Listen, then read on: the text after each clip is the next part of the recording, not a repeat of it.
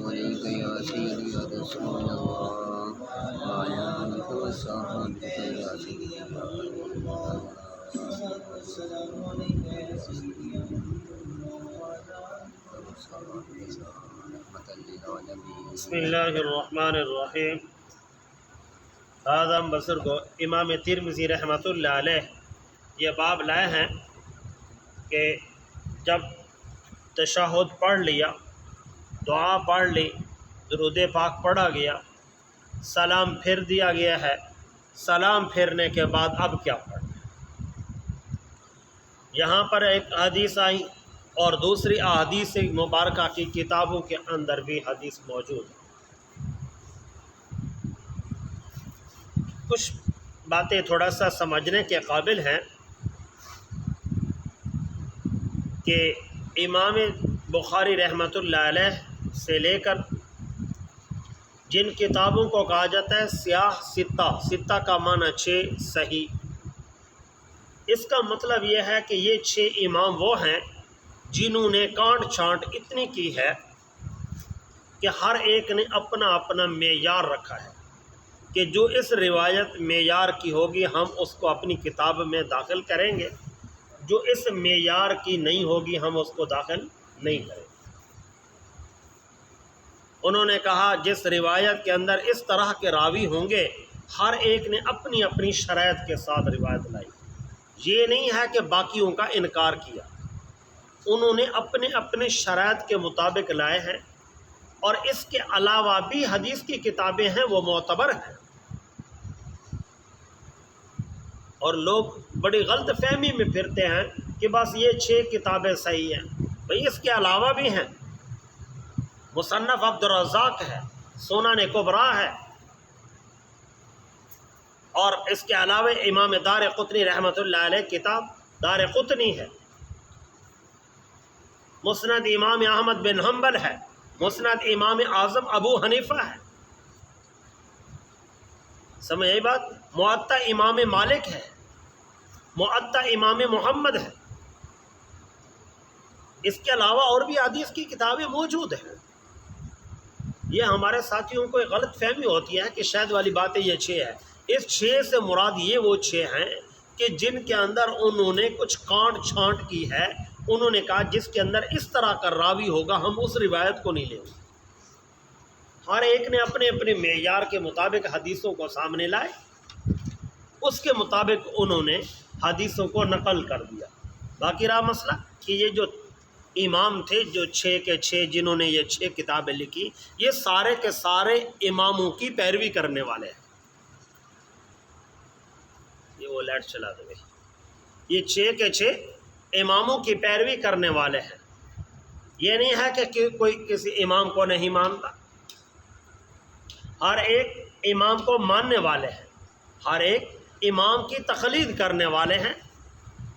کوئی حضرت امام شافعی رحمۃ اللہ علیہ کو اپنا امام مانتا ہے، کوئی سیدنا حضرت امام مالک رحمۃ اللہ علیہ کو اپنا امام مانتا ہے، کوئی سیدنا حضرت امام احمد بن حنبل رحمۃ اللہ علیہ کو اپنا امام مانتا ہے، کوئی سیدنا حضرت امام اعظم ابو حنیفہ رحمۃ اللہ تعالیٰ علیہ کو امام مانتا ہے. یہ جتنے 6 امام ہیں یہ اپنے امام کے بغیر نہیں ہیں.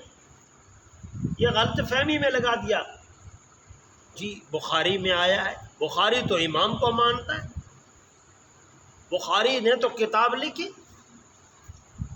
لوگ کہتے ہیں وہ جی ہم تو بخاری میں مانیں گے، اور بخاری والا تو امام کو مانتا ہے. تم وہ لاؤ جو کسی کو نہ مانے، تم وہ لاؤ جو کسی کو نہ مانے. امام بخاری تم امام کو مانتا ہے، حضرت امام شافعی رحمۃ اللہ علیہ کا مقلد ہے، وہ اپنا امام تو حضرت امام شافعی رحمۃ اللہ علیہ کو مانتا ہے. بعض روایات میں کہتے آتا ہے کہ نہیں، وہ خود اپنے آپ کو مجتہد کہتے ہیں، وہ کہتے ہیں میں بھی اپنی جگہ پہ امام ہوں.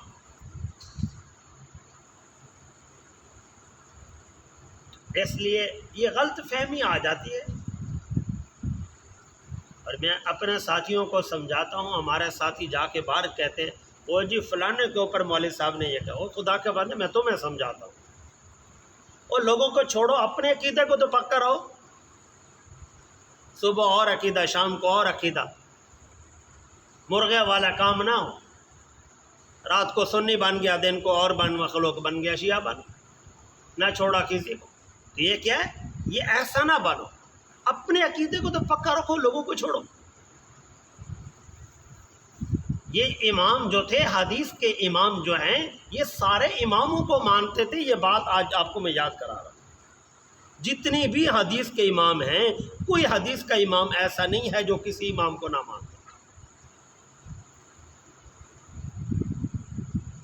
سمجھ آ گئی بات؟ یہ آج سے پکا کر کے یاد کرو بھائی، ہمارے پاس چلو تم نہیں مانتے امام کو، نہ مانو، وہ کتاب لاؤ کہ جو امام کو نہ مانتے۔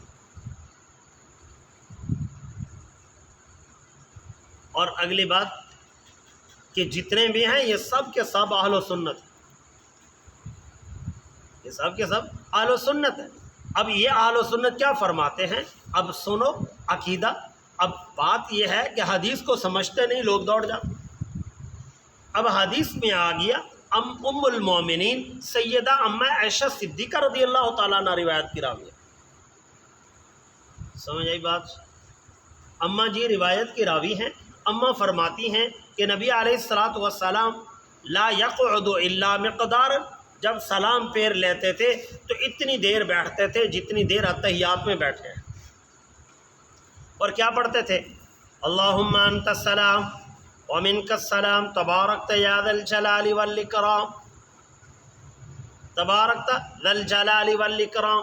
اور دوسری جگہ پہ آ گیا تبارکت یا ذا الجلال والاکرام،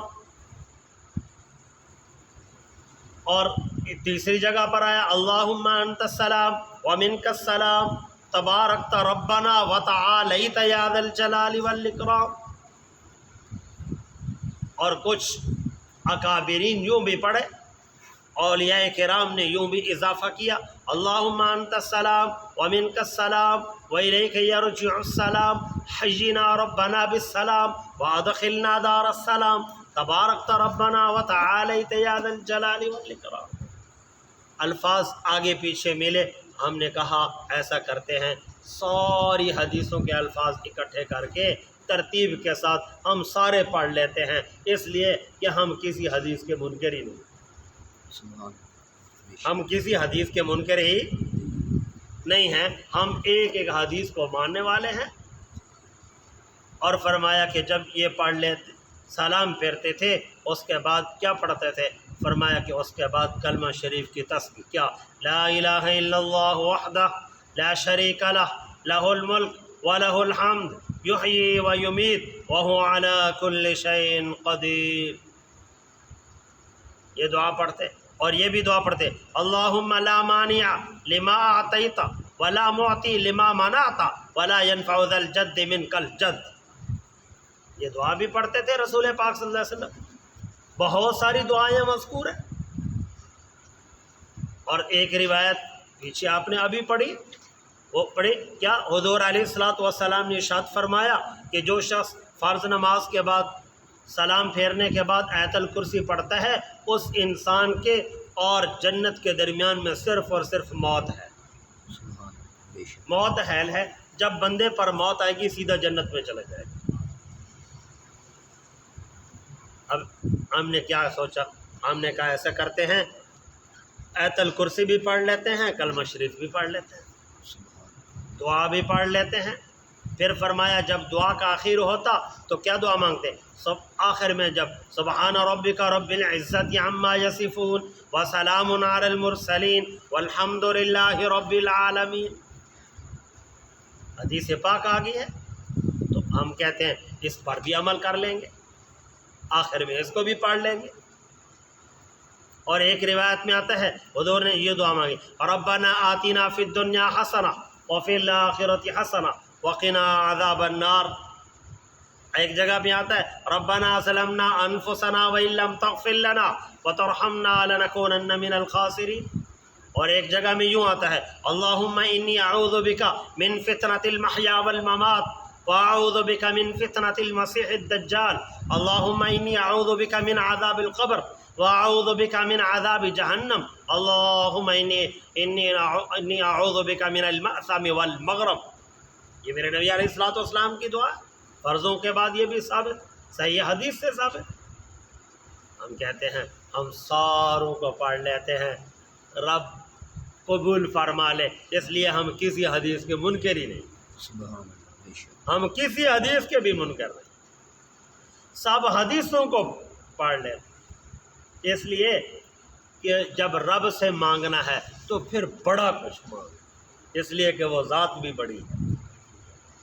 اسے کیا بڑی مانگنی ہے؟ سب سے بڑی انسان اپنے گناہوں کی معافی. سب سے بڑی چیز کیا ہے؟ انسان کا اپنے گناہوں کی معافی طلب کرنا ہے. تو یہ حدیث مبارکہ آ گئی. اور امام ترمذی رحمۃ اللہ علیہ فرمایا، میں تمہیں بتاؤں یہ حدیث کا مقام کیا ہے؟ فرمایا ھذا حدیث صحیح، کوئی یہ نہ کہے ضعیف ہے، ھذا حدیث صحیح. اور فرمایا کہ میری روایت میں ایک لفظ آیا ہے ابو عمار، اور تمہیں شک نہ پڑے یہ ابو عمار کون ہے، میں اس کا نام بھی بتاتا ہوں، اس کا نام ہے شداد بن عبداللہ. اتنی بڑی وضاحت کر دی. فرمایا میری روایت میں یہ جو میں نے روایت نقل کی ہے اس کے اندر ایک راوی آیا ہے جس کا نام ہے ابو عمار. تو فرمایا تمہیں پریشانی نہیں ہونی چاہیے، ابو عمار کون ہے؟ فرمایا تمہیں شک نہ پڑے، ابو عمار یہ شداد بن عبداللہ ہے. اب تمہیں کوئی شک ہے؟ فرمایا اتنی میں نے مضبوط انداز میں تمہیں بیان کر دی. اور صحیح بات بتاؤں، میں اتنی بڑی دیر محنت کر کے آتا ہوں، یہ آسان نہیں ہے. دیکھ لو، اس پر کوئی زبر زیر نہیں، کوئی زبر زیر نہیں. یہ اصل نسخہ ہے، اصل. یہ نہیں ہے کہ کوئی اس میں کوئی 2 نمبر والی بات کہ صرف سنیوں کا ہے. یہ اصل نسخہ ہے اور اس پر کوئی زبر زیر نہیں ہے. کسی جگہ پر کوئی زبر زیر، کسی پورے صفحے میں اگر 1 یا 2 زبر لگ جائے تو کوئی بات نہیں. میں اتنی محنت کر کے آتا ہوں اور بڑا دل دکھتا ہے جب ہمارے ساتھی جا کر بار کہتے ہیں مفتی صاحب نے فلانے کو یہ کہا ہے، تجھے نے اس کو نہیں کہا، تجھے کہا ہے. تجھے کہا ہے کہ تو اپنا بن جا. مسئلہ پوچھتے ہیں تو دوسرے کے لیے پوچھتے ہیں. جی مسئلہ مولوی صاحب بتاؤ کیا؟ آج میں نے سنا ہے لوگوں کو دفع کر تو مر، تو بتا تجھے کیا ضرورت ہے؟ اپنا تو بتا تجھے کیا ضرورت ہے؟ لوگوں کا کیوں کہتا ہے؟ تجھے ضرورت ہے تو پوچھ، لوگوں کا ہے تو جا. ایک ہمارے علاقے کے مفتی صاحب ہیں، بہت بڑے بزرگ آدمی ہیں، بوڑھے آدمی ہیں، کمزور ہیں، بیٹھے تھے تو ان کے پاس ایک بندہ آیا، کہنے لگا مفتی صاحب فلانا محلے میں فلانے گاؤں میں اس آدمی نے اپنی بیوی کو طلاق دی، یوں کہا اور اگلی لڑکی یہ کہتی ہے، وہ یہ کہتا ہے. انہوں نے فرمایا کیا تجھے انہوں نے بھیجا ہے؟ مسئلہ پوچھ کیا؟ کہنے لگا نہیں میں نے سنا ہے. میں نے کہا پوچھ لو مفتی صاحب سے. مفتی صاحب نے فرمایا تنگ کرنے کے لیے صرف میں ملا، تجھے راستے میں کوئی اور نہیں ملا. جس کو تنگ کر لیتا میں ہی اس کھاتے کا ملا ہوں کہ تم مجھے تنگ کرنا ہے. اور خدا کے بندے ہو، ایک عقیدہ بندہ اس کے ساتھ عزت رہتی ہے، اور جو در کا بھیکاری ہوتا ہے اس کا کچھ بھی نہیں ہوتا. پکے بنو سنی جس نے بننا ہے، آل و سنت بنو پکے. یہ در کا بھیکاری، اس کی کوئی عزت نہیں. سمجھ آئی بات؟ تو جو ہمارے پاکستان میں کہتے ہیں یہ لوٹا ہے، کبھی اس جماعت میں، کبھی اس جماعت میں، کبھی اس جماعت میں. اس کو کیا کہتے ہیں؟ لوٹا. اور لوٹے کی عزت کیا ہوتی ہے وہ بھی آپ کو پتہ ہے. یار آپ بڑے اچھے آدمی، آپ پڑھے لکھے آدمی، سبحان کر بھائی، یہ باتیں ساری ایسی